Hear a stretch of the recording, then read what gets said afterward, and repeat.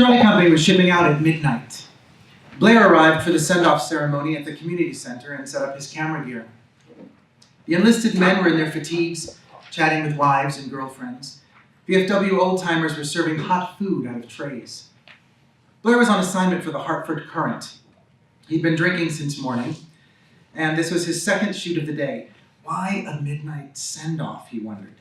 He could see no good reason, as was the usual case with all things relating to the Marine Corps. He mixed among the crowd, looking for something to spark his camera.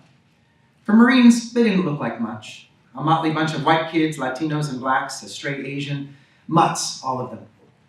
They were children, really, just a year or two out of high school. And they all told Blair pretty much the same things.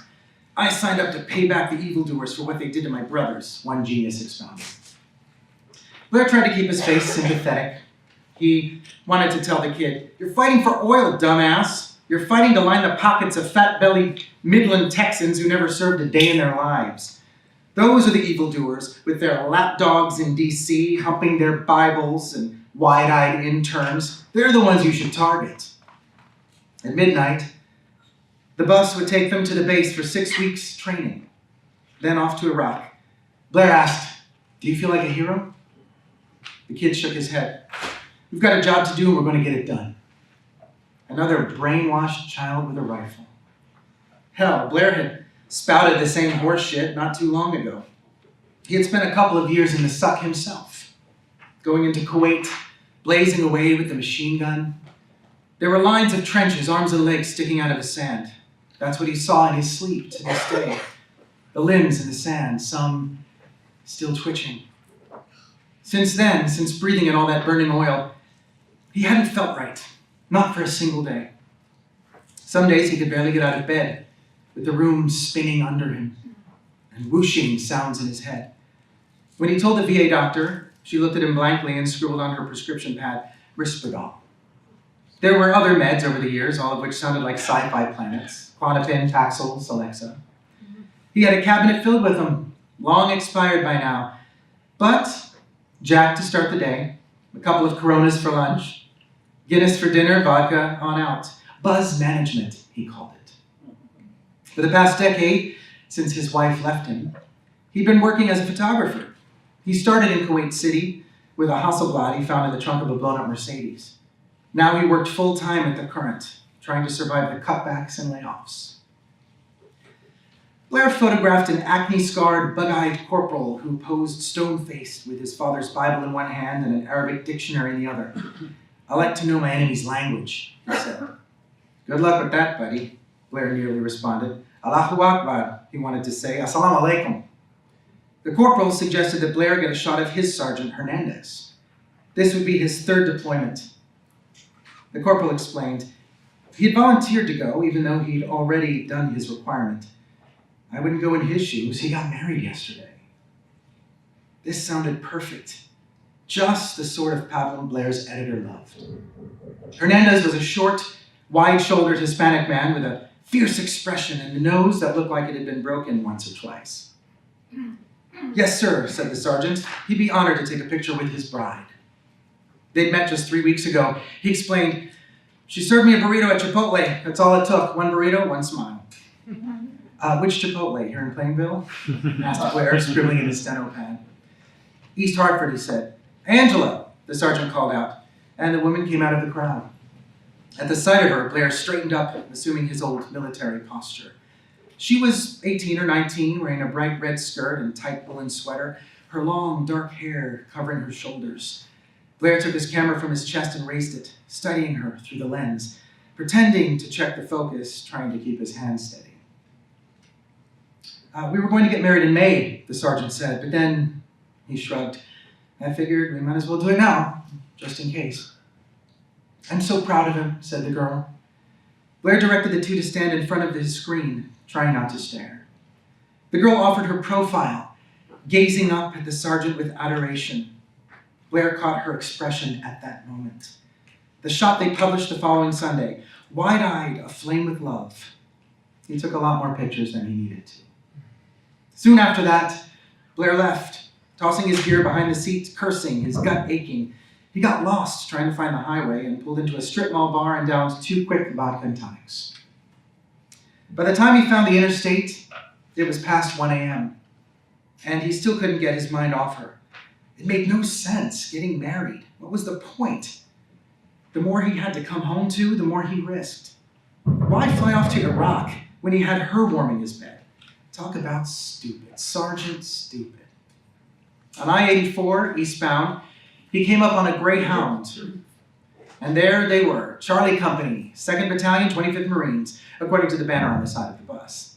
Morons, Blair said aloud, honking his horn. He stuck his arm out of the window and flipped them off. Fuck off, Charlie Company, company misfits, company of cocksuckers, company of dead men. Die well, Charlie Company. That night, bleary-eyed, he wrote the piece, trying to fit in every cliche he could. For love of country, newlyweds in love in a time of war, a company of heroes. He titled it, Bon Voyage, Charlie Company. Next to the picture of the broad-shouldered sergeant with his arm around the girl, he penned the caption, Hero and his heroine. His editor ate it up. 2.5 years later, Blair was out of a job. He'd walked away with a 3-month salary bonus. 4 times he trekked out to the Chipotle in East Hartford, gorging on guacamole and margaritas. She wasn't there. The 4th time, he didn't even go inside. He just nipped his jack in the parking lot. A waste of time, he told himself. Even if she remembered him, would she smile at him the same way, her eyes wide with adoration? His ex had looked at him like that once, that day, on the tarmac in his dress greens, back from 9 months in the sand. His high school sweetheart had come running out of the crowd, threw her arms around him, and what did he say? The brainwashed fool. Keep your hands off the uniform. Within a year, they were divorced. That's what the suck did to him. That last night, coming back from East Hartford, Blair pinched a curb and slammed a guardrail. He managed to get home without arrest, but he'd done in the right tire, wheel well, and front shocks. $2,000 with labor, said the mechanic. His cushion gone, he had to go begging back at the Current for freelance gigs. He spent a lot of time on the couch. Many mornings he found himself on the bathroom floor, his head atop a pile of clothes next to the laundry basket. The slab of porcelain he dreamed one morning was his gravestone. A piece of shit, now and forever. When the email arrived, he didn't at first recognize the name, Angela Roman. You probably don't remember me. I hope you don't mind. Her computer had crashed, and she had lost all of her photographs. Would it be possible for him to send the pictures he'd taken? She apologized for the trouble, but it was importante for her, and that her husband had been wounded. He poured a vodka and tonic and mauled. An hour later, he had an idea. He emailed his old editor at the Current and pitched a pictorial for the Sunday magazine titled Wounded Warriors. There would be no text, just photos of GIs with their families. The caption would just be the soldier's name and the manner and place of injury. Private so-and-so, mortar attack, Balad. His phone rang a half hour later. Dynamite idea, said the editor. We can run it on Veterans Day. Blair took the stairwell, elevators ignited his dizziness, and climbed to the 4th floor, inhaling cat piss, which made his stomach turn. He hadn't had a drink all day, and it was almost 3 o'clock. A short, squat woman in a housecoat answered the door. She waved him into a kitchen that smelled like ammonia and poured him coffee. Calling down the hallway in rat-a-tat Spanish, Blair saw his Sunday magazine spread framed on the wall, the newspaper now fading. An older man joined them, carrying an accordion folder, papers sprouting from the top. The man explained that he was Hector's uncle, Javier. His sister, he nodded toward the woman, did not speak English, and he, Javier, had been making the phone calls, visiting the VA. This has been going on for many months now, he said. I call, I stay on hold, I wait an hour. They tell me, no, they did not receive our papers. While the man rattled on, Blair became aware of a rhythmic beeping from the back of the apartment, some hospital gadget. When Javier finally stopped speaking, Blair asked, is Angela here? They're getting ready, he said. It is very difficult. He started up again on the VA, and Blair cut in, would it be possible to take your picture? You and... He gestured toward the mother. He hadn't gotten her name. He didn't need their names. He just wanted the old man to stop talking. It is shameful the way they treat Hector. They say they have no record of his marriage. How is that possible? Blair said, I'm just a photographer. You understand. Yes, of course, said Javier. Blair thumbed through the military reports while he drank his coffee. It had been 2 years since it happened, July 2006. An IED exploded beneath the sergeant's Humvee in some place called Al Iskandaria. The other soldiers died at the site, but Hernandez had somehow rolled onto the ground, burning and choking until another soldier extinguished him and then reached into Hernandez's mouth and pulled out shattered teeth. Hernandez spent months in intensive care, lost one leg above the knee and another at the hip. He lost his entire right arm, his left hand, and part of his face. Jesus, thought Blair. The poor bastard, burnt to a crisp and sliced off. A half man. At the squawk of a baby, Blair glanced up. She came into the kitchen, holding a fat little boy, maybe 2 years old. Blair jumped up, knocking over his coffee cup. The transformation astounded him. She had put on weight, had bags under her eyes, sallow complexion. All that crazy fire he'd felt that first night, it seemed absurd to him now. I brought these, Blair stammered, pulling out the manila envelope. I use the machine at work for free. This last part was untrue. He was embarrassed now, the time and money he'd spent on this at the photographer's store. He printed the shots from that night, 8x10s, the beautiful couple, she in her tight sweater, he in his desert camos and brown combat boots.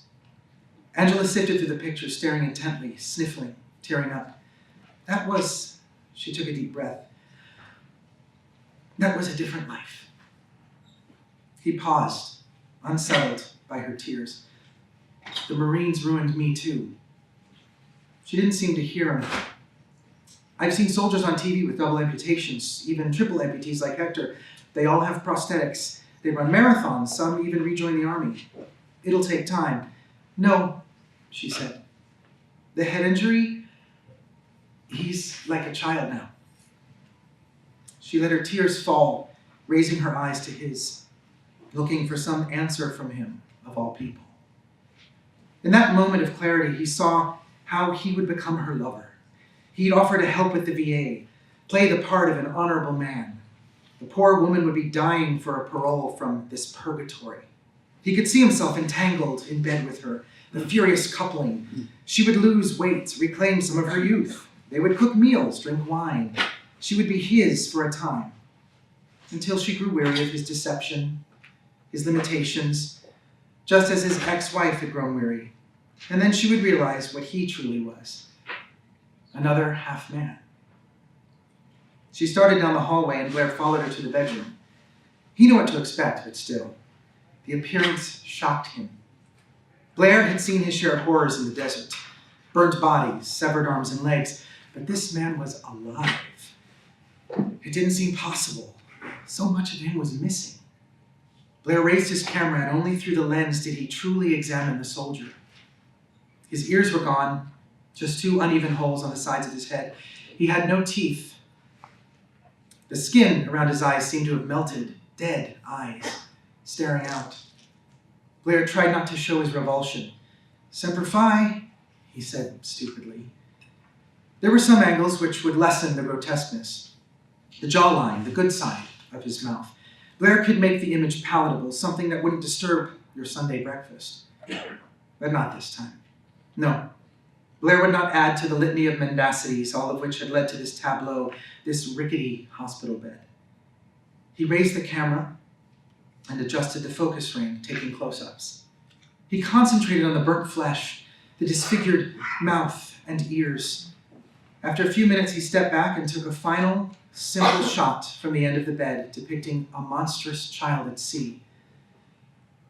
Hernandez, Sergeant, improvised explosive device, Alexandria, Iraq. I can talk to my editor, he told Angela afterward, about the VA. There's a story there, for sure. We can publicize his case.